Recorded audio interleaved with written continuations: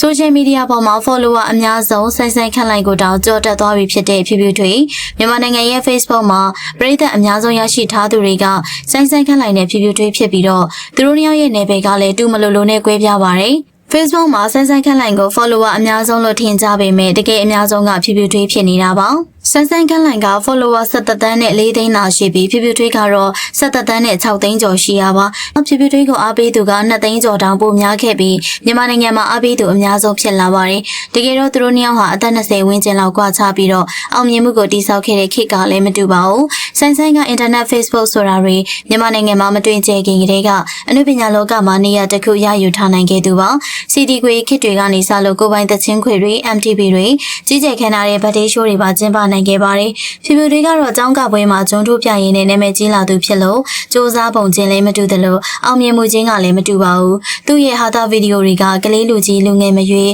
အကုန်လုံးကြည့်ရှုအပန်းဖြေနိုင်ပြီးတော့အလူတွေမကြခဏလောက်တာကြောင့်ပို့ပြီးတော့အောင်မြင်လာတာပါသူ့ရဲ့ follower တွေကနှစ်ပေါင်းများစွာကလေးကဆွဆွမြင့်မြင့်အားပေးလာတဲ့အမာကန်ပရိသတ်တွေဖြစ်လို့အချိန်တွေဘလောက်ပြောင်ဘယ်သူမှလွယ်လွယ်နဲ့လာလို့မရပါဘူး social media ခေတ်မှာဖြူဖြူထွေးကတနိုင်ငံလုံးကအနုပညာရှင်တွေ follower အများဆုံးဆိုင်ခန့်လိုက်ကိုကြော်တက်ပြီးတော့အားပေးသူအများဆုံးဖြစ်ခဲ့တာပါဒါပေမဲ့လက်တွေ့မှာတော့ဘသူရဲ့အောင်မြင်မှုကပိုကြီးမားပြီးကြာရှည်ခံနိုင်မလဲဆိုတာအမြင်လေးတွေကိုမှတ်ချက်ပေးခဲ့ပါအောင်ရှင်